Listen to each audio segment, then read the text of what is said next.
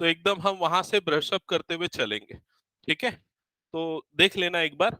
इशिता, शौर्य, तुम लोगों ने ऑलरेडी क्योंकि ये सारी चीजें पढ़ी हुई है, ठीक है? ओके। तो पॉलिनोमियल्स पहले तो हेडिंग डाल लिया होगा आई थिंक आप लोगों ने। इसके बाद सबसे पहला पॉइंट हम देखते हैं अलजेब्रिक एक्सप्रेशन। अलजेब्रिक एक्सप्रेशन क्या होता है? अलजेब्रिक एक्सप्रेशन क्या होता है? अलजेब्रिक एक्सप्रेशन ये होता है वेरिएबल और कांस्टेंट का कॉम्बिनेशन। जैसे कि अगर मैं एक एक्सप्रेशन लिख रहा हूं 2x+3, ये एक अलजेब्रिक एक्सप्रेशन है। √3x² माइनस या +5 √x, ये भी एक अलजेब्रिक एक्सप्रेशन है। तो ये सारे अलजेब्रिक एक्सप्रेशन है जिसमें वेरिएबल और कांस्टेंट के कॉम्बिनेशंस बनेंगे। क्लियर ये चीज? अब एक स्पेसिफिक टाइप के अलजेब्रिक एक्सप्रेशन को पॉलिनोमियल बोलते हैं। वो स्पेसिफिक कंडीशन क्या है? कंडीशन ये है कि जो वेरिएबल है उसकी पावर होल नंबर होनी चाहिए। होल नंबर मतलब 0 1 2 3 4 5 एंड सो ऑन, ठीक है? तो पॉलिनोमियल क्या है? It is a special case of algebraic expression when the power of variable is a whole number, ठीक है? मैं एक स्टैंडर्ड फॉर्म बता देता हूं आपको पॉलिनोमियल का। देखो, polynomial polynomial with some variable हो सकता है वेरिएबल एक्स हो, वेरिएबल वाई हो, ठीक है? विथ सम वेरिएबल एक्स अगर ले रहे हैं तो पॉलिनोमियल विथ एक्स ये क्या हो जाएगा? P of x.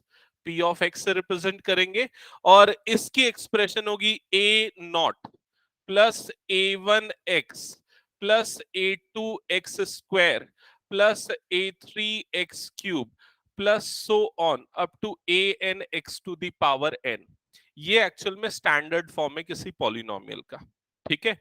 यहां पर ये जो आपको a0 a1 a2 a3 दिख रहा है, ये सारे के सारे कांस्टेंट्स हैं या इनको कोफिशिएंट्स बोल सकते हैं। और यहाँ पर वेरिएबल, तो फर्स्ट टर्म अगर आप ऑब्जर्व करोगे, देखो यहाँ पर टर्म्स देखते हैं ना, ये देखो, ये एक टर्म है, ये सेकंड टर्म है, ये थर्ड टर्म है, ये fourth term and so on, ये सारी टर्म्स है।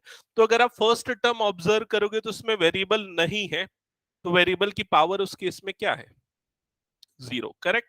जहां पर वेरिएबल नहीं है मतलब उसमें वेरिएबल की पावर क्या है? 0। यहां पर वेरिएबल है x, x की पावर कुछ नहीं दिख रही है मतलब x की पावर क्या है? 1 है। यहाँ x की पावर 2 है, x की पावर 3 है एंड सो ऑन। समझ में आए? ये एक स्टैंडर्ड फॉर्म है किसी भी पॉलिनोमियल को रिप्रेजेंट करने के लिए। तो आपको क्लियरली दिख रहा है कि जो वेरिएबल्स है उसकी पावर 0 1 2 3 4 5 एंड सो ऑन, मतलब ये पॉलिनोमियल में x की पावर या वेरिएबल की पावर क्या है? होल नंबर है। क्लियर? तो ये उसका स्टैंडर्ड फॉर्म है। अब दूसरी चीज आते हैं हम पॉलिनोमियल में कोफिशिएंट्स पे आते हैं। कोफिशिएंट का मतलब क्या होता है? जैसे कि अगर मैं बोलूं कि x की पावर 0 का कोफिशिएंट क्या है, तो ये जो कांस्टेंट टर्म है वो x की पावर 0 का कोफिशिएंट हो जाएगा। x की पावर 1 का कोफिशिएंट क्या है? तो वो a1 जो है वो x की पावर 1 का कोफिशिएंट हो जाएगा। x की पावर 2 का कोफिशिएंट क्या है? a2 and so on. समझ में? विथ साइन लेते हैं इसको, ठीक है? ये चीज। फिर तीसरी चीज पे आते हैं, वो है टर्म्स। टर्म्स ऑफ पॉलिनोमियल क्या होते हैं? तो टर्म्स की काउंटिंग प्लस माइनस से सेपरेटेड जितने भी पार्ट्स होते हैं पॉलिनोमियल के उनको टर्म्स बोलते हैं। जैसे कि यहाँ पर ये एक पार्ट, ये दो पार्ट, ये तीन पार्ट एंड सो ऑन, तो वो उसके टर्म्स हो गए। क्लियर ये चीज? टर्म्स हो गया। अब उसके बाद आते हैं डिग्री ऑफ पॉलिनोमियल पे।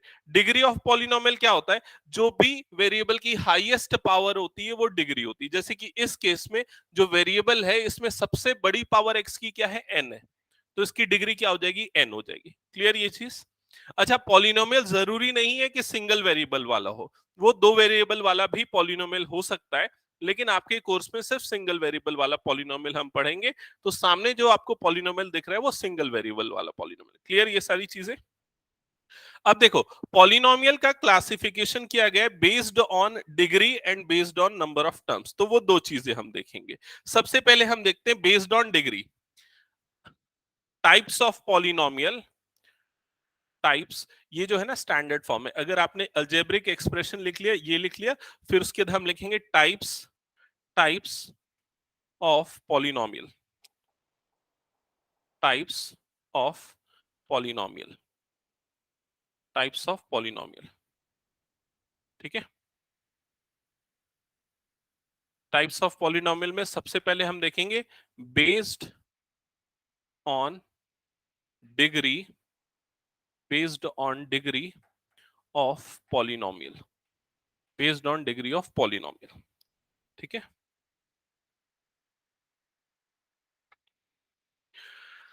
तो based on degree of polynomial में सबसे पहले देखो, मैं एक पॉलिनोमियल लिख रहा हूं, ठीक है। अच्छा, मैं एक एक्सप्रेशन लिख रहा हूं, आप ये बताओ वो पॉलिनोमियल है या नहीं। ठीक है, मैं एक एक्सप्रेशन लिख रहा हूं, सपोज एक एक्सप्रेशन है 3x² प्लस 2/x, क्या ये पॉलिनोमियल है? सबके सब आंसर करो, गलत होगा कोई प्रॉब्लम नहीं। क्या ये पॉलिनोमियल है? नहीं, क्यों नहीं है? नहीं, x तो वेरिएबल है, x की पावर को हमको x की पावर पे फोकस करना है।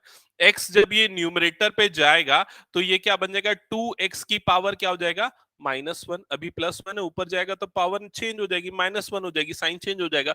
तो x की पावर अभी क्या मिल गई आपको, नेगेटिव मिल गई, मतलब ये पॉलिनोमियल नहीं होगा। समझ में आई ये चीज? तो पहले तो आपको ये समझ में आना चाहिए कि पॉलिनोमियल है या नहीं। ठीक है, अब पॉलिनोमियल है तो उसकी डिग्री देखते हैं। जैसे कि सबसे पहले मैं एक पॉलिनोमियल लिखता हूं, p of x is equal to 2x, 2x, ये मैंने लिख दिया। इसकी डिग्री क्या है बताओ? इसकी डिग्री 1 है। ठीक है, तो जितने भी डिग्री 1 वाले पॉलिनोमियल होते हैं उनको क्या बोलते हैं, लीनियर पॉलिनोमियल। ठीक है, तो बेस्ड ऑन डिग्री हमने लिखा है, इसमें सबसे पहला पार्ट आप क्या लिखोगे, लीनियर पॉलिनोमियल। शॉर्ट में लिखना, ज्यादा डिटेल नहीं, क्योंकि आपने क्लास 9 में पढ़ा है। लीनियर पॉलिनोमियल, इसकी डिग्री क्या होती है, 1 होती है, डिग्री 1। ठीक है, ये ऊपर एग्जाम्पल हो गया। ठीक है, फिर एक और एग्जाम्पल दे देता हूं। फॉर एग्जाम्पल अगर मैं लिखता हूं p ऑफ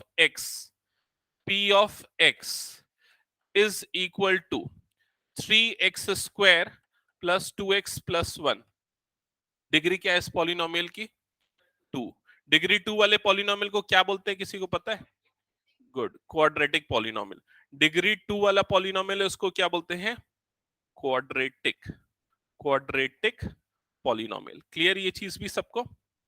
ठीक है, फिर थर्ड, आप लोगों को तो लगभग सबको पता ही होगा, थर्ड जो टाइप है जिसमें डिग्री 3 होती है उसको क्या बोलते हैं, क्यूबिक पॉलिनोमियल। डिग्री 3 वाला, डिग्री 3, इसको बोलते हैं क्यूबिक पॉलिनोमियल। अच्छा, कोई एग्जाम्पल बताओ, सब आप एक एक एग्जाम्पल बताओ क्यूबिक पॉलिनोमियल का, बता दो गुंजेश। हाँ हाँ, 2x³ ठीक है, 2x³ प्लस x²,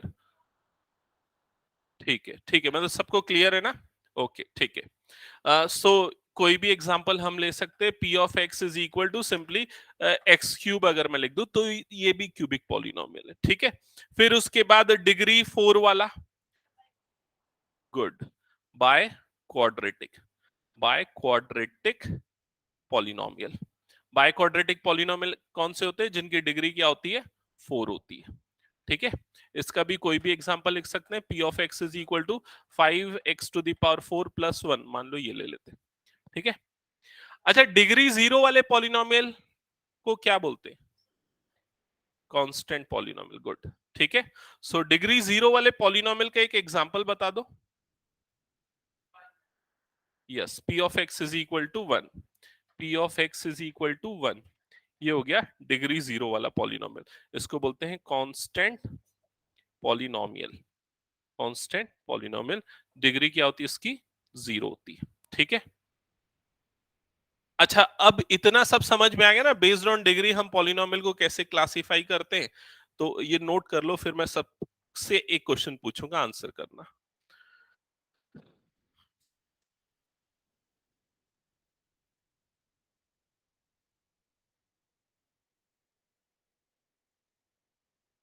हम्म, सब रेडी?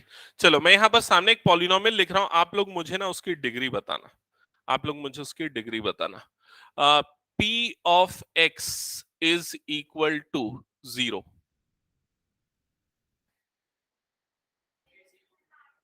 Correct, not defined. ठीक है, तो मतलब ये कांस्टेंट पॉलिनोमियल भी नहीं काउंट होगा। ठीक है, जब भी पॉलिनोमियल 0 है तो मतलब वो नॉट डिफाइन होगी उसकी डिग्री।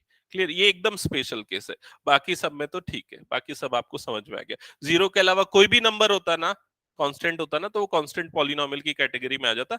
बस इस केस में ये ट्रिकी क्वेश्चन है, इसलिए ध्यान देना, हो सकता है ऐसा दे दें आपके एग्जाम में कभी, ठीक है।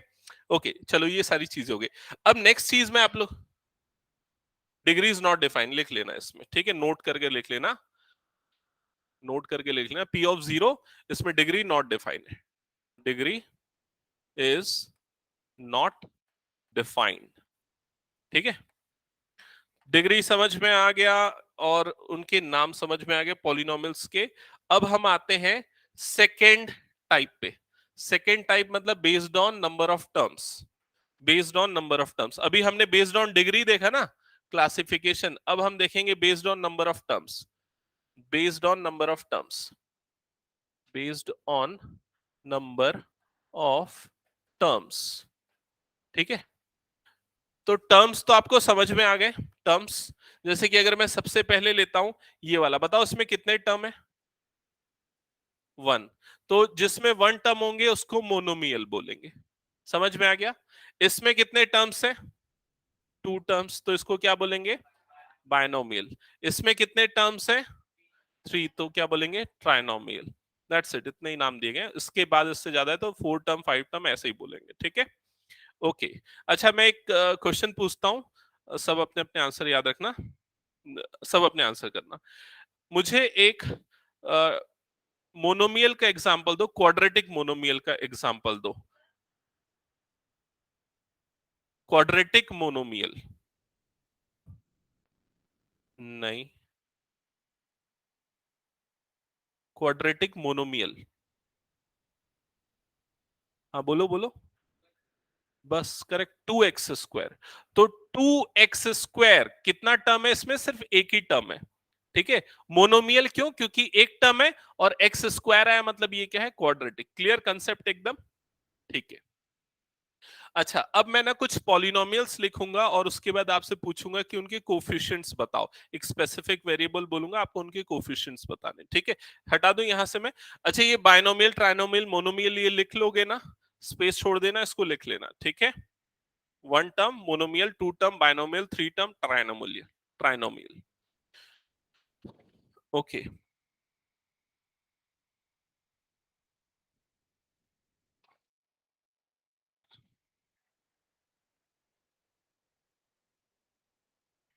हाँ दो क्वेश्चंस। हाँ, p of x is equal to 3 minus 2x square minus 4 by 3x plus x to the power 5, ठीक है। सबसे पहला क्वेश्चन, क्या ये जो एक्सप्रेशन गिवन है पॉलिनोमियल है? यस है ये। क्यों नहीं है? बोलो बोलो, हाँ डाउट क्लियर होना चाहिए, बोलो। थ्री है ना, कांस्टेंट से कोई फर्क नहीं पड़ता, हमें सिर्फ और सिर्फ एक्स की पावर को चेक करना है। क्लियर श्रुति? एक्स की पावर क्या है? वन है। एक्स की पावर क्या है? फाइव है। एक्स की पावर क्या है? टू। एक्स की पावर क्या है? कुछ नहीं, मतलब जीरो है, ठीक है। आदित्य क्लियर? यहाँ कांस्टेंट की पावर कुछ भी, उससे कोई मतलब नहीं, ठीक है। तो ये पॉलिनोमियल है, पहली चीज। पॉलिनोमियल की डिग्री क्या है? नंबर ऑफ टर्म्स कितने? फोर, फोर, ठीक है। अच्छा अब ये बताओ कि इस पॉलिनोमियल में एक्स की पावर जीरो का कोफिशिएंट क्या है? Coefficient of x to the power zero क्या है? थ्री। ये थ्री, एक्स की पावर जीरो का कोफिशिएंट मतलब कांस्टेंट टर्म क्या है? अब इस पॉलिनोमियल में x to the power two का कोफिशिएंट क्या है? -2। तो एक्स की पावर टू के सामने जो नंबर आपको दिख रहा है विथ साइन, वो उसका कोफिशिएंट हो जाएगा, दैट इज -2। अब ये बताओ, आदित्य बताना, x to the power three का कोफिशिएंट क्या है यहां पर? Good, zero. समझ में है? क्योंकि x to the power three वाली टर्म यहां नहीं है, मतलब उसका कोफिशिएंट क्या होगा? Zero. Similarly x to the power four वाले टर्म का कोफिशिएंट भी क्या होगा? जीरो। और x to the power five का कोफिशिएंट क्या होगा? वन। और एक्स का कोफिशिएंट क्या होगा? -4/3। समझ में आ गया ये सारी चीज? तो कोफिशिएंट फाइंड आउट करना, नंबर ऑफ टर्म्स आइडेंटिफाई करना, डिग्री आइडेंटिफाई करना, बेस्ड ऑन उसके क्लासिफिकेशन, ये सारी चीजें क्लियर हो गई। अब आई थिंक हम लोग आ सकते हैं सीधा एक्सरसाइज पे, ठीक है। अब देखते हैं ट्वेल्थ में क्या है। ट्वेल्थ में, टेंथ में, सॉरी टेंथ में, 10th में फर्स्ट एक्सरसाइज क्या है? ये तो सारे प्री रिक्विजिट्स थे जो कि अभी हमने डिस्कस किए। हम्म।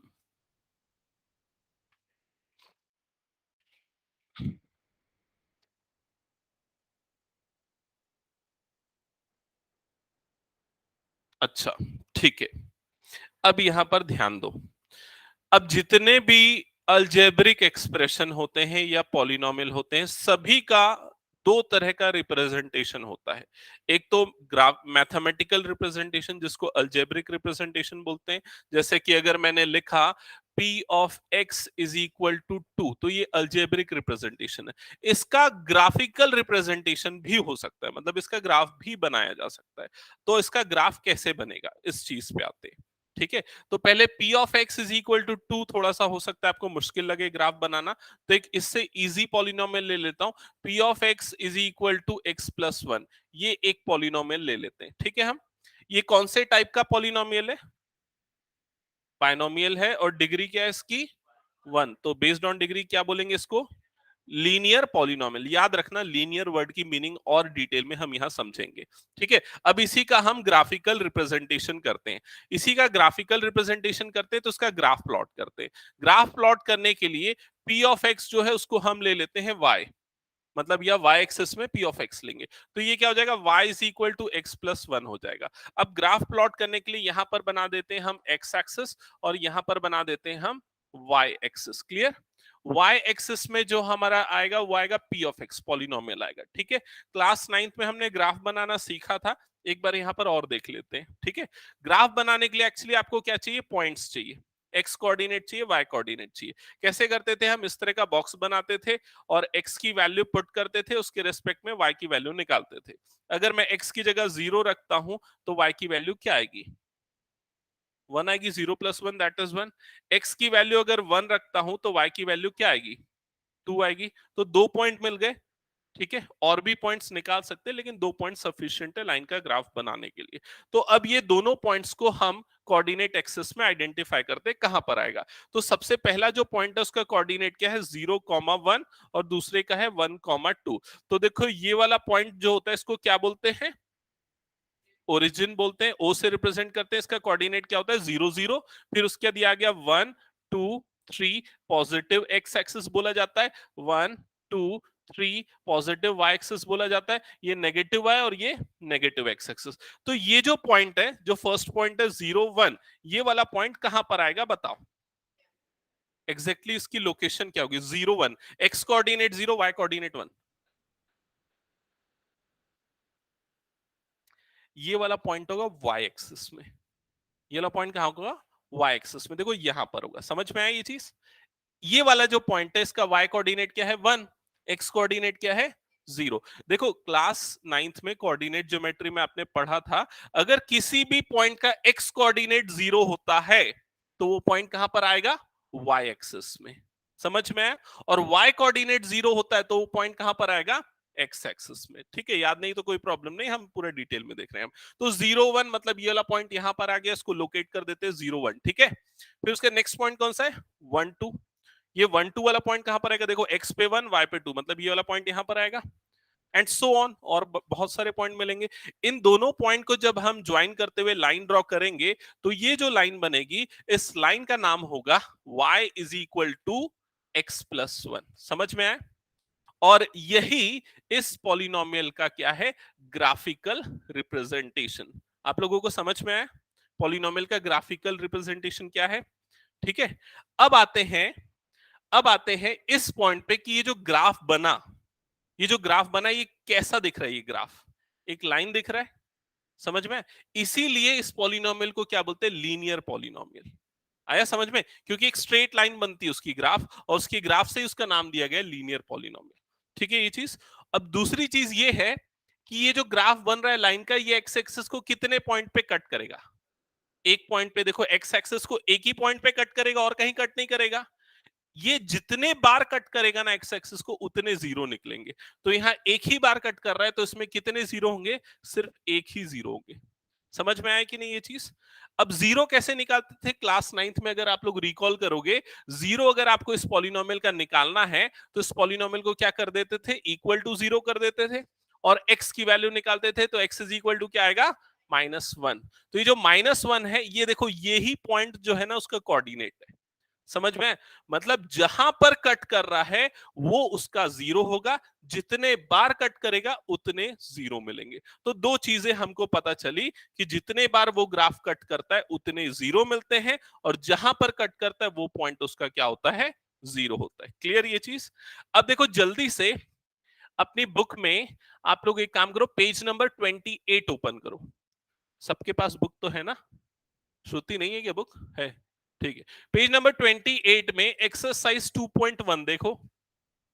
इसमें क्या लिखा है, the graph of y is equal to p of x, मतलब वो पॉलिनोमियल का ग्राफ है। Given in figure 2.10 below, for some polynomials p of x, find the number of zeros of p of x in each case. आपको क्या करना है, number of zeros निकालने हैं। तो जो आपको पहला पॉलिनोमियल का जो ग्राफ दिख रहा है वो कैसा दिख रहा है? हाँ, सब लोग इधर ध्यान दो। देखो ऐसा दिख रहा होगा आप लोगों का ग्राफ, इस तरह का। ये हो गया एक्स एक्सिस, वाई एक्सिस, और ये है आपका एक्चुअल में ये ग्राफ है। तो ये ग्राफ एक्स एक्सिस को कभी कट कर रहा है, कभी नहीं कट कर रहा है। तो इसका जीरो होगा क्या, इसका जीरो एग्जिस्ट ही नहीं करेगा। समझ में आया कि नहीं ये चीज? अच्छा, अब देखो यहां पर ध्यान देना। जैसे इस ग्राफ की अगर हम हाइट देखें, यहां पर सपोज इसकी हाइट 2 है, यहां पर भी उसकी हाइट क्या है, 2 है, यहां पर भी इसकी हाइट क्या है, 2 है। तो उसकी हाइट हर जगह पे सेम है ना?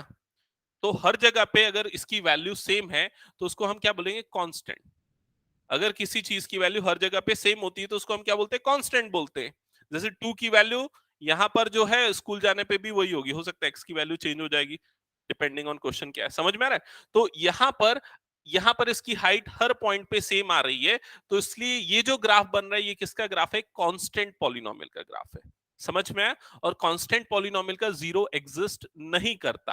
क्यों नहीं करता? जैसे अगर मान लो हमने कोई कांस्टेंट पॉलिनोमियल ले लिया, p of x is equal to 5। बताओ यहां पर x क्या रखोगे कि पॉलिनोमियल जीरो हो जाए? कुछ भी रख दो, x कभी जीरो नहीं होगा पॉलिनोमियल। समझ में आया कि नहीं ये चीज? तो ये किसका ग्राफ है, कांस्टेंट पॉलिनोमियल का। इसका जीरो एग्जिस्ट नहीं करेगा। समझ में आ गया ये चीज? नेक्स्ट ग्राफ देखो, जो आपको नेक्स्ट ग्राफ दिख रहा है। नेक्स्ट देखो सेकंड वाला ग्राफ, वो कुछ इस तरह का बना हुआ है। कैसा बना हुआ है? इस तरह का, ऐसा करके ऐसा गया है। एक्स एक्सिस को कितने बार कट कर रहा है? एक बार। तो कितने जीरो होंगे? Only 1 zero. समझ में आ गया ये चीज? नेक्स्ट वाले ग्राफ को देखो, थर्ड वाले ग्राफ को। एक्स एक्सिस को कितने बार कट करे? 3 times. So how many zeros? 3 zeros. Clear? Next graph में 2 जीरोस। नेक्स्ट ग्राफ में 4 जीरोस। नेक्स्ट ग्राफ में, हाँ, जीरो क्यों? 1 2 3, 3 जीरोस होंगे ना, 3 जीरोस होंगे ना। देखो 3 बार वो कट कर रहा है उसको। हाँ, उसको टच कर लिया मतलब वो जीरो तो हो गया ना। ठीक है, देखो जीरो। एक और चीज समझो, देखो क्या होता है, जैसे मान लो एक पॉलिनोमियल है p of x is equal to suppose x plus 2 है। मान लो x प्लस 2 है। अब मैं पूछता हूं कि बताओ भाई इस पॉलिनोमियल का जीरो क्या है, बताओ क्या है इसका जीरो? -2।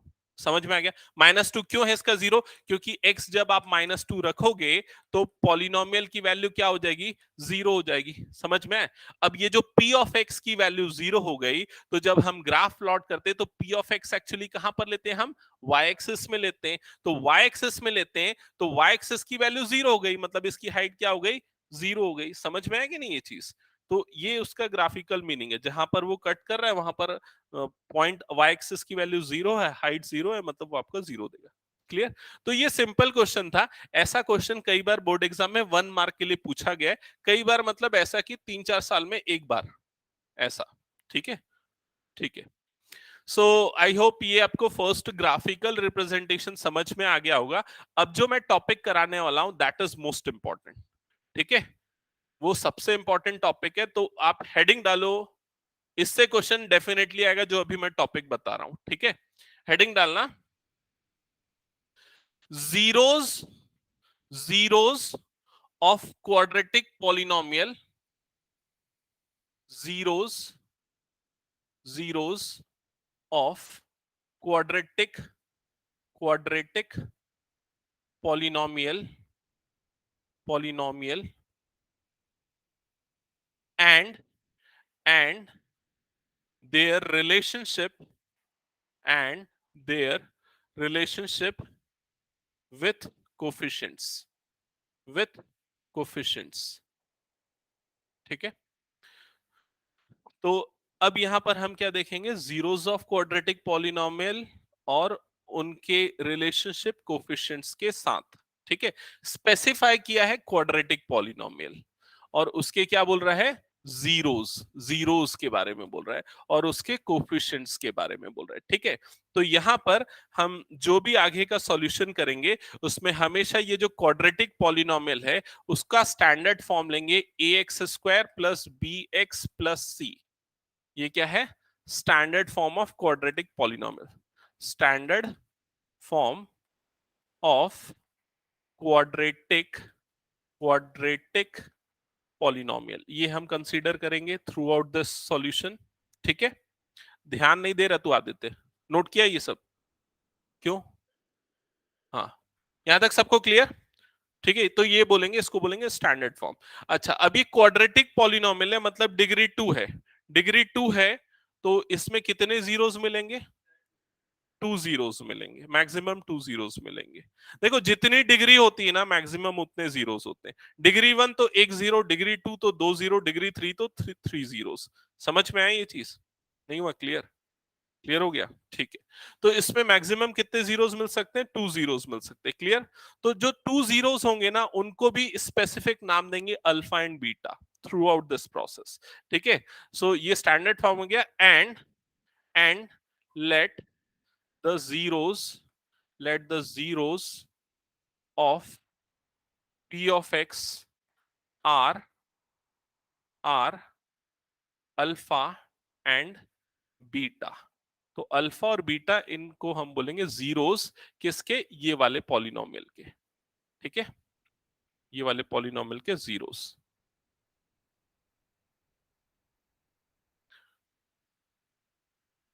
यहां तक लिख लिया सबने? तो मैंने 3 चीजें हाईलाइट की थी, देखो पहला क्या था, क्वाड्रेटिक पॉलिनोमियल, ये क्वाड्रेटिक पॉलिनोमियल लेंगे, जीरोस तो ये दो उसके जीरोस लेंगे। अब उसके थर्ड चीज क्या है, रिलेशनशिप विद कोफिशिएंट। तो कोफिशिएंट क्या है इस पूरे में, कोफिशिएंट्स किसको बोलते हैं, ए बी सी। तो क्या करना है हमको, जीरोस मतलब कि अल्फा बीटा और कोफिशिएंट मतलब ए बी सी, इन सबके बीच में रिलेशनशिप लिखना है। ठीक है, ये एक्चुअली एक फॉर्मूला है जिसको अप्लाई करेंगे। तो रिलेशनशिप मैं यहां पर लिख रहा हूं, आप लोग भी लिखो। रिलेशनशिप में है sum of zeros is equal to minus b by a. Sum of zeros is equal to minus b by a. Sum of zeros मतलब क्या, अल्फा प्लस बीटा। जीरोस हमारे अल्फा बीटा है तो alpha plus beta is equal to क्या हो गया, minus b by a. First relation है। Second relation है product of zeros is equal to c by a. मतलब alpha into beta is equal to c by a. ये note down कर लो, बहुत important relationship है और बहुत फ्रीक्वेंटली इस पे क्वेश्चंस बनते हैं। ठीक है, नोट डाउन हो गया तो बताना, फिर मैं आपको सीधा बताऊंगा कि कैसे हम इससे रिलेटेड क्वेश्चन सॉल्व करेंगे। हो गया सबका? हो गया तो फिर पेज नंबर 33 ओपन करना अपनी बुक में और उसमें एक्सरसाइज 2.2 का क्वेश्चन नंबर 1।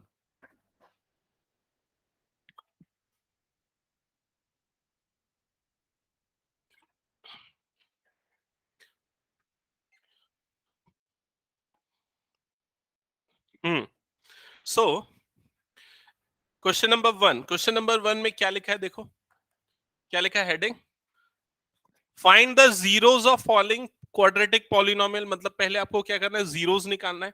जीरोस निकालना है मतलब आपको क्या निकालना है, अल्फा और बीटा निकालना है। समझ में आ गया ये चीज?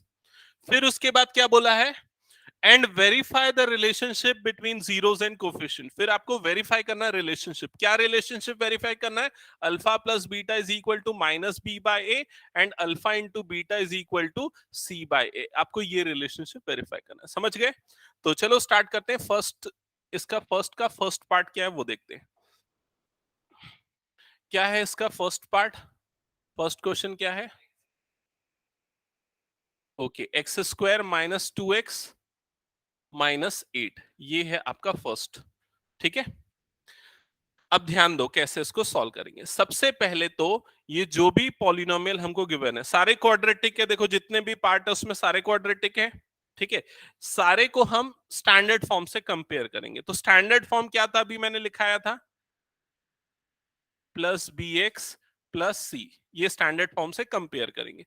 जब कंपेयर करोगे तो आपको कोफिशिएंट्स मिल जाएंगे, मतलब एबीसी मिल जाएंगे। तो ए क्या होता है? एक्स स्क्वायर का कोफिशिएंट। तो एक्स स्क्वायर का कोफिशिएंट क्या होगा? 1। बी मतलब कि एक्स का कोफिशिएंट क्या होगा? -2। सी मतलब कि कांस्टेंट टर्म, तो कांस्टेंट टर्म क्या है? -8। ठीक है, एबीसी मिल गया। इसके बाद जो प्रोसेस होता है वो मिडिल टर्म को स्प्लिट करके फैक्टराइज करना, जो नाइन्थ में भी हम लोग करते थे वही करना है। ठीक है, मिडिल टर्म को स्प्लिट करेंगे। अब किस में स्प्लिट होगा मिडिल टर्म? वो हमको हमको पता चलेगा ए इंटू सी के प्रोडक्ट से।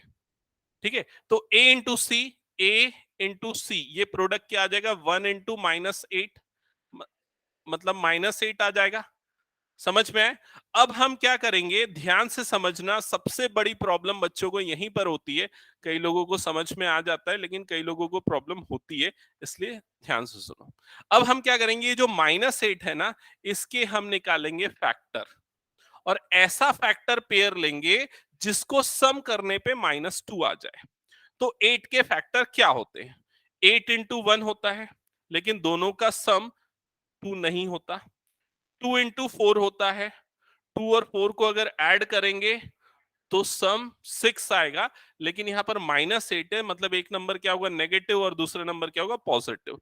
तो ये जो फैक्टर बनेगा, ये फैक्टर हो सकता है -2 इंटू 4 या 2 इंटू -4। ये दो पॉसिबल केसेस हो सकते हैं। समझ में आ रहा है कि नहीं? तो दोनों का प्रोडक्ट -8 होता है, लेकिन दोनों में से किसका सम -2 होता है? सेकंड वाले का, नीचे वाले का। समझ में आया ये चीज? मतलब हमको पता चल गया कि मिडिल टर्म को जो है इसमें स्प्लिट करना है। आपको प्रोसेस समझ में आया क्या करना है? ए इंटू सी का प्रोडक्ट निकाल के उसके फैक्टर्स लेने, और ऐसे फैक्टर पेयर को चूज करना है जिसका सम बी के इक्वल आए। ठीक है, श्रुति क्लियर? ओके, अब यहां पर हम वो स्प्लिटिंग द मिडिल टर्म का प्रोसेस करते हैं। तो सबसे पहले, अच्छा एक मिनट ना, इसमें वे ऑफ राइटिंग समझो क्या करना है। हमको जीरोस निकालना है ना, और ये क्या गिवन है? हमको पॉलिनोमियल गिवन है ना, p of x is equal to this. तो सबसे पहले हम ये करते हैं, x square -2x -8 is equal to 0। इसको इक्वल टू क्या कर देते हैं? 0। क्यों इक्वल टू 0 किया? क्योंकि 0 निकालने के लिए पॉलिनोमियल को इक्वल टू 0 किया जाता है। ठीक है, अब मिडिल टर्म स्प्लिट होगा। किसमें स्प्लिट होगा? -4x और +2x यहां पर आ जाएगा। -8 इज इक्वल टू 0। अब आपका डाउट हो सकता है, सर इसको ऐसा क्यों नहीं किया कि 2x को पहले लिखे -4 को एक बाद में? कोई फर्क नहीं पड़ता, इसको पहले लिखो, इसको पहले लिखो, दोनों में आंसर सेम आएगा। ठीक है, अब इसके बाद पेयरिंग बनाएंगे, ये फर्स्ट पेयर और ये सेकेंड पेयर। कॉमन निकालेंगे। फर्स्ट पेयर में से क्या कॉमन निकल रहा है? x। तो ब्रैकेट के अंदर क्या बचेगा? Good, x-4। फिर उसके बाद सेकेंड पेयर में से क्या कॉमन निकल रहा है? विथ साइन बताओ। +2, तो +2 कॉमन निकलेगा। ब्रैकेट के अंदर क्या बचेगा? x-4, that is equal to 0। अब एक और चीज यहां ध्यान देना, अगर ये दोनों चीजें अलग आ रही है तुम्हारी, मतलब कहीं ना कहीं गलत कर रहे हो। ये दोनों सेम आना चाहिए। ये दोनों सेम आता है तो ये दोनों को आप कॉमन निकाल सकते हो, x-4 को कॉमन निकाल सकते हो। तो यहां पर क्या बच गया था? x, और यहां पर क्या बचा? +2, दैट इज इक्वल टू क्या हो गया? 0। समझ में आया ये चीज? अभी देखो क्या किया हमने प्रोसेस। ये क्वाड्रेटिक पॉलिनोमियल था, मिडिल टर्म को स्प्लिट किया, फिर क्या कर दिया? फैक्टराइज कर दिया। ये फैक्टर है, ये एक फैक्टर, ये दूसरा फैक्टर। क्लास 9th में फैक्टराइज करते थे, यहां तक लाके छोड़ देते थे। समझ में आई ये चीज? ठीक है। अच्छा, क्वाड्रेटिक है तो दो लीनियर फैक्टर, ये लीनियर फैक्टर है ना, क्वाड्रेटिक है तो दो लीनियर फैक्टर, क्यूबिक होता तो कितने लीनियर फैक्टर होते, तीन लीनियर फैक्टर। समझ में आई ये चीज? अब यहां पर इस चीज को समझो, ये दोनों नंबर हैं एक्चुअल में, दोनों को मल्टीप्लाई करने पे क्या मिल रहा है हमको, जीरो। ऐसे कोई दो नंबर बताओ जिनको मल्टीप्लाई करने पे जीरो मिले, कोई भी नंबर और जीरो। मतलब कभी भी दो नंबर का प्रोडक्ट तभी जीरो होता है जब दोनों में से कोई ना कोई एक जीरो हो तब। तो या तो ये वाला नंबर जीरो होगा या तो ये वाला नंबर जीरो होगा। तो हम क्या करेंगे, x माइनस फोर को इक्वल टू जीरो करेंगे, या फिर और x प्लस टू को इक्वल टू जीरो करेंगे। In this case you'll get x is equal to four, in this case you'll get x is equal to minus two. तो x की जो दो वैल्यूज आई यही इसके जीरोस हैं, और इसी को हम अल्फा और बीटा लेंगे। समझ में? क्या करना था आपको, अल्फा और बीटा फाइंड आउट करना था। तो अल्फा इज इक्वल टू हो जाएगा फोर और बीटा इज इक्वल टू हो जाएगा माइनस टू। अच्छा, ये भी डाउट हो सकता है, इसको अल्फा ले सकते हैं क्या, ले सकते हैं, दोनों में से किसी को भी अल्फा बीटा एक्सचेंज कर सकते, कोई प्रॉब्लम नहीं, दोनों करेक्ट है। ठीक है, तो क्वेश्चन का फर्स्ट टास्क हो गया, यहां पर जीरोस मिल गए, अल्फा और बीटा मिल गए। ठीक है,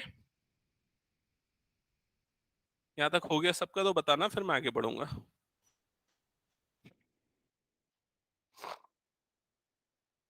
हो गया?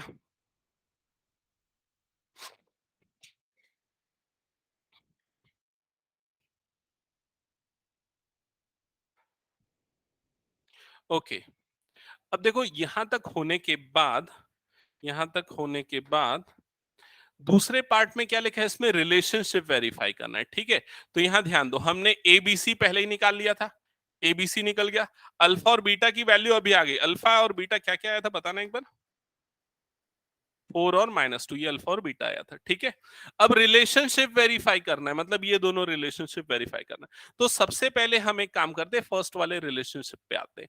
तो फर्स्ट वाले रिलेशनशिप पे अल्फा प्लस बीटा निकालते हैं। तो अल्फा की वैल्यू क्या है, फोर, और प्लस बीटा की वैल्यू क्या है, माइनस टू। जब दोनों को सम करेंगे तो क्या बचेगा, टू बच जाएगा। तो अल्फा प्लस बीटा की वैल्यू क्या आ गई, टू, और वो किसके इक्वल होना चाहिए, माइनस बी बाय ए के इक्वल होना चाहिए।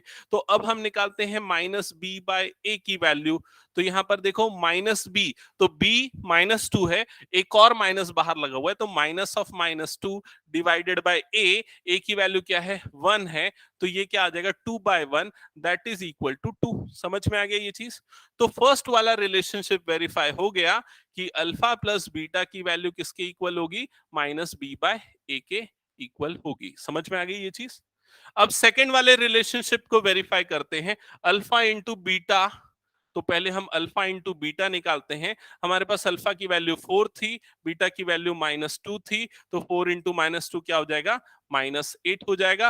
अब सी बाय ए निकालते हैं, तो यहाँ पर सी बाय ए, सी की वैल्यू कितनी थी, सी की वैल्यू कितनी थी, कहाँ गया, माइनस एट, अपॉन ए की वैल्यू क्या थी, वन, तो ये क्या आ गया, माइनस एट। तो इन दोनों से कंक्लूड क्या कर सकते हैं कि alpha into beta is equal to क्या होगा, सी बाय ए होगा। तो यहां पर ये दोनों रिलेशनशिप भी वेरीफाई हो गया। समझ में आ गया सबको? बस यही काम करना है सारे क्वेश्चंस में, और कोई अलग काम नहीं करना है। ठीक है, चलो स्टार्ट करो बनाना, और मैं अब देख रहा हूं आपकी नोटबुक पे।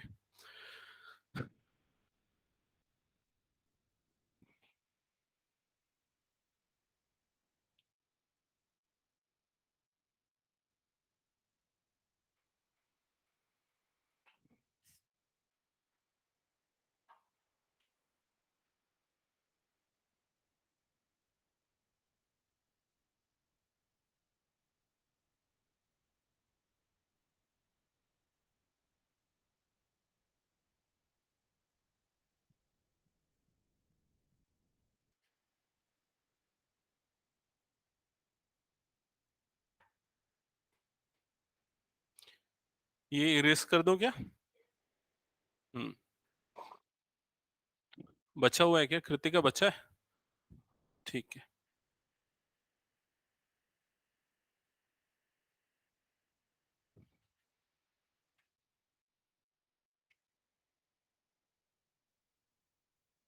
जो सेकंड क्वेश्चन है उसमें आपका पॉलिनोमियल है P of X, P of x नहीं, इसको क्या लिखेंगे, पी ऑफ एस, यहां क्योंकि वेरिएबल क्या है, S. P of S is equal to four S square minus four S plus one. ठीक है, +1। चलो स्टार्ट करो सॉल्व करना। सबसे पहले जीरोस निकालना है, जीरोस के पहले कोफिशिएंट निकालोगे। याद, 1 मिनट, क्या कर रहा है? हाँ ठीक है, सही कर रहा है, आगे बढ़ो। हाँ अनिश, समझ में आया क्या प्रीवियस क्वेश्चन? ठीक है चलो बनाओ।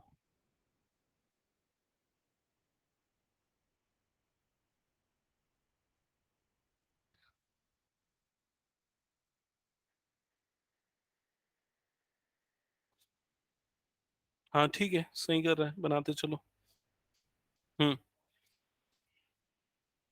मिडिल टर्म को -4s को, वो थोड़ा सोचो ना, थोड़ा देर दिमाग लगाओ। मैंने बताया था ना, a इंटू सी का प्रोडक्ट निकालते हैं, फिर उसके फैक्टर लेते हैं, तो a इंटू सी का प्रोडक्ट क्या आएगा?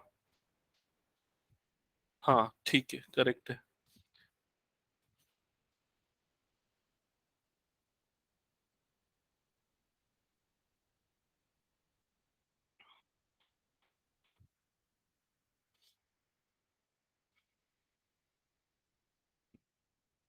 ठीक है, सही कर रहा है। इसको थोड़ा सा और करना है। बता रहा हूँ मैं, 2 मिनट रुक जा। इसमें ना ये देखो, ये तुमने प्रोडक्ट निकाला, 2 2 जा 4 होता है ना? फिर उसके बाद 2 2 जा 4 लेकिन नहीं ले सकते, क्योंकि दोनों का सम +4 होता है। यहाँ पर क्या आना चाहिए? -4 आना चाहिए। तो एक नेगेटिव लोगे, दूसरा भी नेगेटिव लोगे, -2 -2, तो मिडिल टर्म किस में स्प्लिट होगा? -2s में स्प्लिट होगा। ठीक है, उसको कट करो पूरी लाइन। अब लिखो 4s² -2s +1। देखो ध्यान से समझो, इन दोनों का सम -2s क्या होता है? -4s होता है। ठीक है, और -2 का प्रोडक्ट क्या होता है? +4 होता है, a इंटू सी के इक्वल। हाँ, वही चीज था, और ये x नहीं s के फॉर्म में, उसको s के फॉर्म में करो। शौर्य ठीक है, करेक्ट किया स्प्लिट, आके बनाओ। s की वैल्यू, हाँ मेरे को लग रहा है कुछ गलत किया है यार, गलत कर दिया है, स्प्लिट गलत किया मिडिल टर्म को। देखा नैतिक किसमें किया है? हाँ नैतिक करेक्ट कर रहा है। ठीक है, -2s में स्प्लिट होगा, करेक्ट है। आगे बनाओ नैतिक। हाँ इसके बाद, हाँ 2s-1 = 0, तो 2s = ये -1 उधर जाएगा तो +1 होगा ना? हाँ देखो, मैं थोड़ा बता देता हूँ, इस क्वेश्चन में भी डाउट आ रहा है, और आता है, सबको आता है, ये प्रॉब्लम आती है, ठीक है? तो कोई बड़ी बात नहीं है। देखो यहाँ ध्यान दो, सबसे पहले तो मिडिल टर्म को आपको स्प्लिट करना है। किस में स्प्लिट होगा? इसी में सबसे पहले प्रॉब्लम आती है। ठीक है, तो आपने पहले तो कोफिशिएंट आइडेंटिफाई किया, a = 4, b = -4 and c = 1, a b c निकाल लिया। फिर आपने a इंटू सी का प्रोडक्ट निकाला, तो 4 × 1 दैट इज 4 आ गया। ठीक है, अब 4 के फैक्टर निकालो, और ऐसे फैक्टर को सेलेक्ट करो जिनको ऐड करने पे क्या है? -4 आए। तो देखो 4 का एक फैक्टर होता है 2 × 2, ठीक है, 2 2 जा 4, लेकिन दोनों को ऐड करने पे क्या -4 आता है? नहीं, दोनों को ऐड करने पे क्या आता है? +4 आता है। तो हम क्या लेते हैं इसको? -2 और -2। -2 और -2 का प्रोडक्ट तो +4 होता है, लेकिन दोनों का सम कितना होता है? -4 होता है। समझ में आया?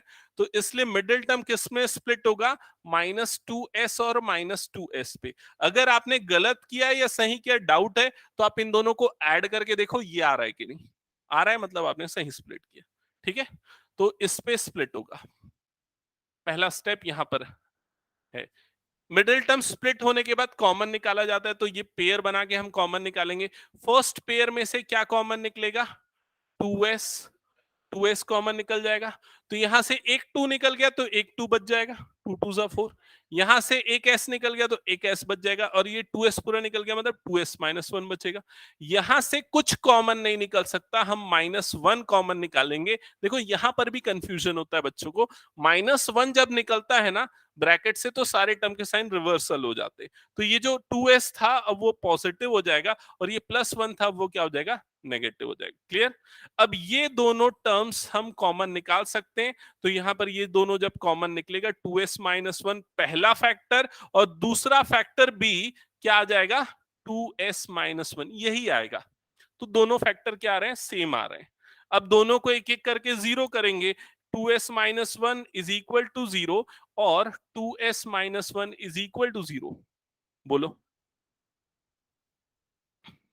ठीक है, एक सेकंड बस ये लास्ट बता दो फिर तेरा डाउट क्लियर कर दो। ये दोनों को एक एक करके इक्वल्स टू जीरो करेंगे तो 2s इज इक्वल टू 1 हो जाएगा, क्योंकि ये -1 इधर गया तो +1।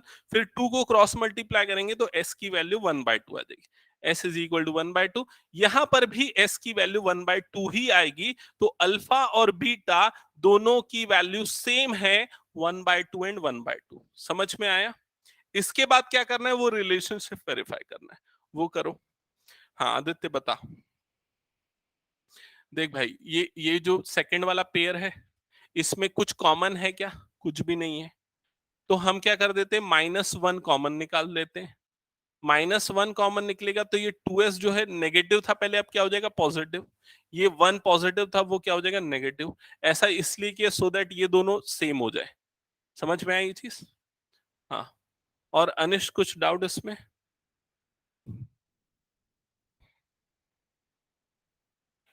हम्म।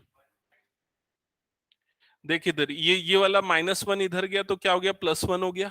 ये 2 जो है ना क्रॉस मल्टीप्लाई हो गया। देख ऐसा है ना, ये 2s इज इक्वल टू 1, ऐसा है। अपॉन में कुछ नहीं है, मतलब क्या है, 1 है। तो ये 2 जो है ना इधर जाएगा क्रॉस मल्टीप्लाई, तो s इज इक्वल टू 1/2 आ जाएगा। ठीक है। हम्म।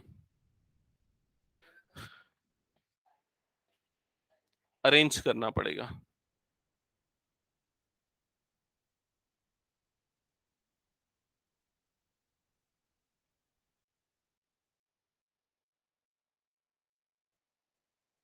यस। सो यहां तक करने के बाद फिर रिलेशनशिप वेरीफाई करना है ना। तो अल्फा प्लस बीटा निकालोगे। अल्फा प्लस बीटा मतलब कि 1/2 प्लस 1/2 कितना होता है, 1/2 1/2 1। हाँ, 1/4 नहीं होता, 1 होता है। ठीक है, 1/2 मतलब हाफ हाफ हाफ हाफ को ज्वाइन कर दोगे तो 1 होगा। ठीक है। और फिर निकालेंगे -b/a। -b/a कोफिशिएंट्स हमने निकाल रखा था। ये शायद उधर खसक गया कोफिशिएंट्स। हाँ, यहाँ पर थे कोफिशिएंट्स। -b/a, तो ये क्या हो जाएगा, माइनस b की वैल्यू -4 है, कंफ्यूज मत होना। -4 डिवाइडेड बाय a मतलब 4, तो 4/4 मतलब क्या आ जाएगा, 1 आ जाएगा। हो गया रिलेशनशिप वेरीफाई, फर्स्ट वाला। सेकंड वाले में क्या करना है, अल्फा इंटू बीटा निकालना है। अल्फा इंटू बीटा, तो अल्फा की वैल्यू हाफ, बीटा की वैल्यू हाफ। अब क्या आएगा, दोनों का प्रोडक्ट 1/4। ठीक है। अच्छा ठीक है, ओके। फिर सी की वैल्यू क्या है, 1, और ए की वैल्यू क्या है, 4, तो c/a की वैल्यू आ जाएगी 1/4। सेकेंड वाला रिलेशनशिप भी वेरीफाई हो गया। ठीक है। इशिता कुछ डाउट? ठीक है। थर्ड क्वेश्चन बनाना चालू करो जिनका हो गया। थर्ड क्वेश्चन में अभी आपका पॉलिनोमियल स्टैंडर्ड फॉर्म में नहीं है, उसको अरेंज करना पड़ेगा। हाँ, हो गया, ठीक है। हाँ हाँ, 1 मिनट ना, 1 मिनट, इसको मैं हटा दूं ना। हम्म। 1 मिनट ना, मैं पूछूंगा अभी सबसे। ये पॉलिनोमियल है 6x² -3 -7x। ठीक है, ध्यान से समझो, ध्यान से समझो। इसको स्टैंडर्ड फॉर्म में अरेंज करना है, मतलब कि आपको ax² plus bx plus c के फॉर्म में लाना है। तो क्या करना पड़ेगा, इसको इधर और इसको इधर। समझ में आया कि नहीं? तो ये हो जाएगा 6x² -7x -3। ठीक है। अभी मैं एक और क्वेश्चन पूछता हूँ, फंडामेंटल क्वेश्चन है, सब लोग समझो, इधर ध्यान दो। मान लो, मान लो ये पॉलिनोमियल ऐसा होता है, 6x² -3x plus -3 plus 7x। अब अगर इसको स्टैंडर्ड फॉर्म में अरेंज करते तो क्या होता, 6x² फिर क्या होता, यस, +7x, और फिर क्या आता, -3। तो ये डाउट होता है बच्चों को, इसलिए मैं क्लेरिफाई कर रहा हूँ कि जो साइन होता है वो नंबर के साथ है। तो नंबर अगर शिफ्ट हो रहा है इधर उधर तो साइन भी उसके साथ शिफ्ट होगा। ठीक है।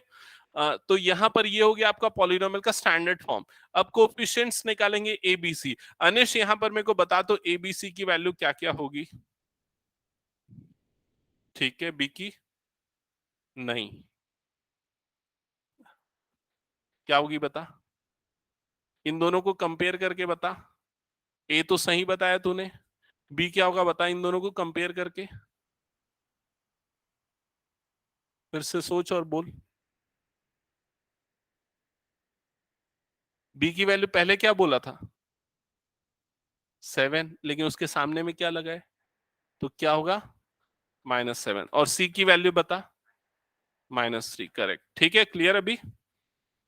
चलो।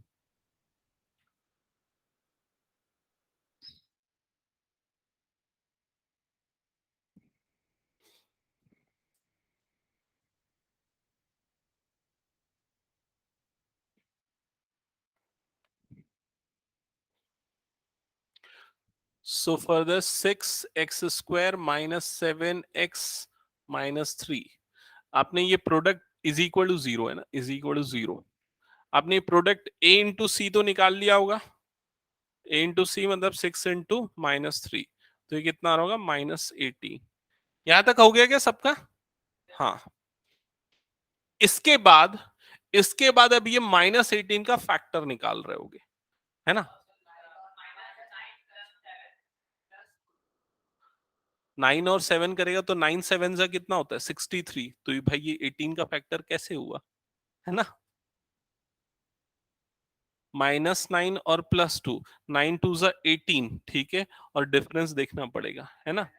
हाँ चलो देखते हैं क्या बोल रहा है, -9 इंटू +2, तो दोनों का प्रोडक्ट -18 होता है, ठीक है। दोनों का एडिशन कितना होता है -7, हाँ -7 होता है।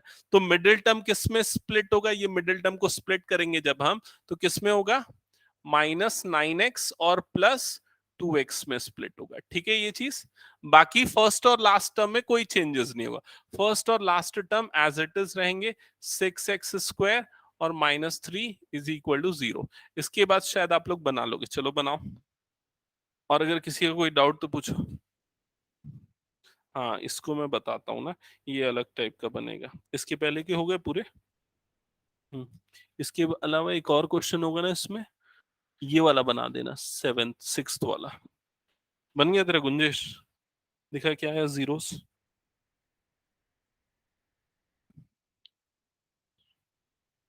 3x कॉमन निकालो, 2x -3 -1 नहीं +1 निकलेगा ना भाई कॉमन, ये गलत किया है, ठीक है,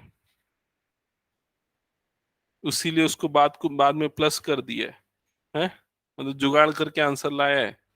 हम्म।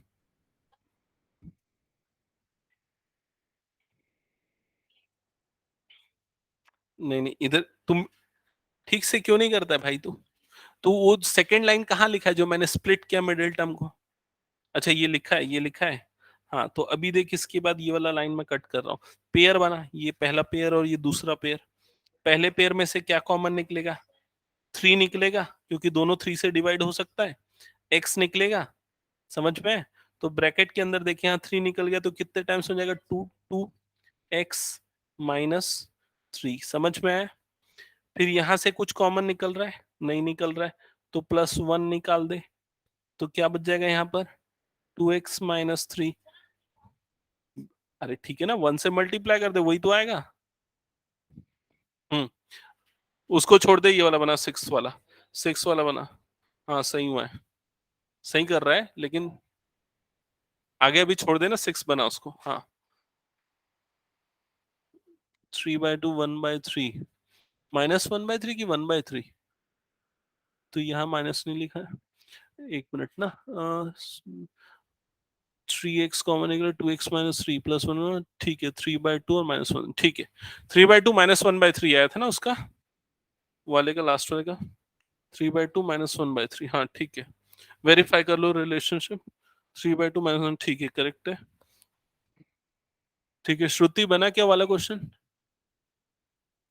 कुछ प्रॉब्लम आ रही तो पूछो, शौर्य बन गया, अच्छा ठीक है, क्या है वही 3, नहीं यार वो कुछ गलत किया है, दिखा दो एक मिनट, एक मिनट हटा दो उसको। ये गलत किया स्प्लिट, दिखा पेन, ये देखिए यहाँ पर ये +9 नहीं होगा, ये -9 होगा, और ये +2 होगा, +9x और ये -9x और +2x होगा, ये साइन की गलती की है। क्यों गलत हुआ है देख, +9 और -2 कितना होता है? +7 होता है ना, तो लेकिन क्या आना चाहिए? -7 आना चाहिए, तो ये गलत किया इसमें स्प्लिट, इसीलिए तेरा आंसर जो है ना रिवर्स है, उल्टा है। ठीक है, वेरीफाई भी नहीं होगा, कैसे वेरीफाई कर लिया? अल्फा प्लस बीटा, 3 2 जा 6, तो 2 और 2 3 जा 6, 3 3 जा 9, -7/6 आ है, माइनस बी बाय, देख यहाँ पर -b/a, ये भी गलत निकाला, क्योंकि -b/a, तो माइनस और b की वैल्यू क्या है तेरी? -7 है ना, तो -7/a मतलब कि क्या होगा? 6, तो ये +7/6 आएगा। ठीक है, उसको करेक्शन करो। और तेरा दिखा? हाँ ठीक है, ये इधर साइन कौन लिखेगा भाई? इधर पे साइन लिखो, +1 लिखो। समझ में आया ये चीज? तो फिर ये 3x + 1 ठीक है, 2x - 3 ठीक है, 2x - 3 पहला फैक्टर, ये ठीक है, 3x + 1 दूसरा फैक्टर। दोनों को एक एक करके जीरो कर, दोनों वैल्यूज निकलेगी, निकाल। उसको ठीक सुधार ले एक बार जल्दी से। हाँ, ये ठीक तो कर रहा है, लेकिन इसमें ये क्यों नहीं लिख रहा है प्लस? यार ये कैसे किया है? x निकाला, 3x - 4 है, यहाँ पे +1, 3x - ये साइन नहीं बदलना है ना, 3x - 4 ही रहेगा। ठीक है, हाँ, रुक जा, मैं तेरे को बता रहा हूँ, तू आगे बना चुका।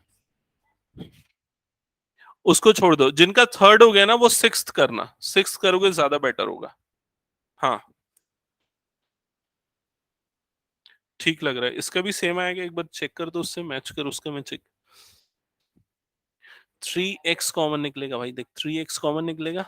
ठीक है, तो यहाँ पर क्या बचेगा? 2x - 3। ठीक है, इसको 3 से डिवाइड कर दे, 3 3 जा 9 होता है, x निकल गया, प्लस यहाँ से कुछ कॉमन नहीं निकल रहा, तो 1, 2x - 3 इज इक्वल टू 0। तो 2x - 3, 2x - 3 एक फैक्टर हो गया। ठीक है, 2x - 3 एक फैक्टर हो गया, दूसरा फैक्टर क्या हो जाएगा? 3x + 1 हो जाएगा, इज इक्वल टू 0। देखिए 3x इधर था, +1 ये 3x + 1। ठीक है, तो दो फैक्टर हो गए, फिर दोनों। हाँ हाँ ठीक है, सही बना रहे हो, यहाँ तक सही। एक काम करता हूँ मैं, जल्दी से बोर्ड में ना, कौन सा क्वेश्चन है? -1/3, 3/2, 3/2 आ रहा है क्या? थर्ड का देखो, दूसरा वाला आंसर क्या है? 3/2 है कि 2/3 है? 3/2 है। हाँ ठीक है, सही बनाया। अच्छा, एक मिनट जल्दी से ध्यान दो, ये वाला फोर्थ क्वेश्चन जल्दी से सुन लो पहले। 4u² + 8u, 4u² + 8u, जिस ये क्वाड्रेटिक बाइनोमियल है, क्योंकि दो ही टर्म है इसमें। ठीक है, दो ही टर्म है, तो इसमें मिडिल टर्म स्प्लिट वाला कंसेप्ट यूज नहीं होगा। ठीक है, इसमें क्या करना पड़ेगा हमको? डायरेक्टली इक्वल टू 0 करो, सीधा u निकाल लो। u के साथ साथ और क्या कॉमन निकल सकता है? 4, तो 4u निकाल लो। 4u निकलेगा तो क्या बच जाएगा? एक u + 2 इज इक्वल टू 0। तो जो मिडिल टर्म स्प्लिट का जो प्रोसेस है वो हम सिर्फ इसलिए करते हैं क्योंकि हम फैक्टराइज कर सके। समझ में आ रहा है ये चीज? उसको फैक्टराइजेशन करने के लिए किया जाता है। यहां पर आपको डायरेक्टली फैक्टराइज होते हुए दिख रहा है ये चीज, सिर्फ कॉमन निकालने से। अब देखो, इन दोनों नंबर्स का प्रोडक्ट क्या आ रहा है? इक्वल टू 0 आ रहा है। So either this value equal to 0, मतलब या तो 4u की वैल्यू 0 होगी, या फिर u + 2 की वैल्यू 0 होगी। तो यहां से u इज इक्वल टू क्या आ जाएगा? 0/4, and that is equal to 0। 0/एनीथिंग इज 0। यहां से u की वैल्यू क्या आ जाएगी? -2 आ जाएगी। समझ में आई ये चीज?